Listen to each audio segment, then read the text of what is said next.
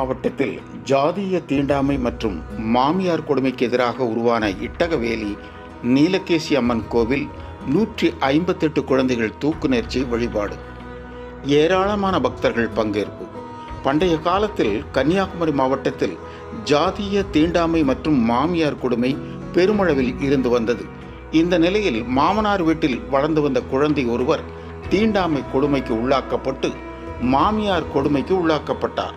இதனால் பாதிக்கப்பட்ட குழந்தையின் தாய் மற்றும் பாட்டி, குழந்தை ஆகியோர் அருகில் உள்ள குளத்தில் மூழ்கி உயிரிழந்தனர்.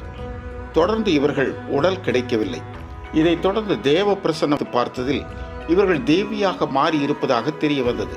இவர்களுடைய தலைமுடி மட்டும் 3 இடங்களில் கண்டுபிடிக்கப்பட்டது. இந்த வகையில் பல 100 ஆண்டுகளுக்கு முன்பு கன்னியாகுமரி மாவட்டம் இட்டகவேலியில் நீலகேசி அம்மன் கோவில் உருவானது.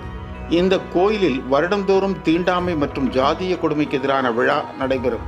இதற்காக ஆண்டுதோறும் கோயில் அமைந்துள்ள இடத்திலிருந்து திருவிழா நடத்துவதற்காக தனி மைதானத்தில் கோவிலில் இருந்து அம்மனை எடுத்துச் சென்று திருவிழா நடைபெறும் நாட்களில் அங்கு அமைக்கப்பட்ட பச்சை பந்தலில் வைத்து பல்வேறு பூஜைகள், வழிபாடுகளை நடத்துவர். இப்படி இந்த கோயிலில் குழந்தை வரம் வேண்டியும் குழந்தைகள் நோய் நொடியின்றி வாழவும் குழந்தைகள் தூக்கு நேர்ச்சி வழிபாடு வித்தியாசமான முறையில் நடைபெறும்.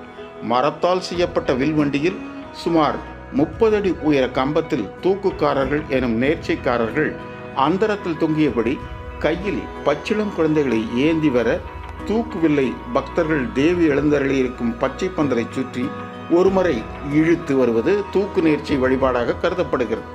இந்த தூக்கு நேர்ச்சி வழிபாடு ஒவ்வொரு பங்குனி மாதத்திலும் நடைபெற்று வருகிறது.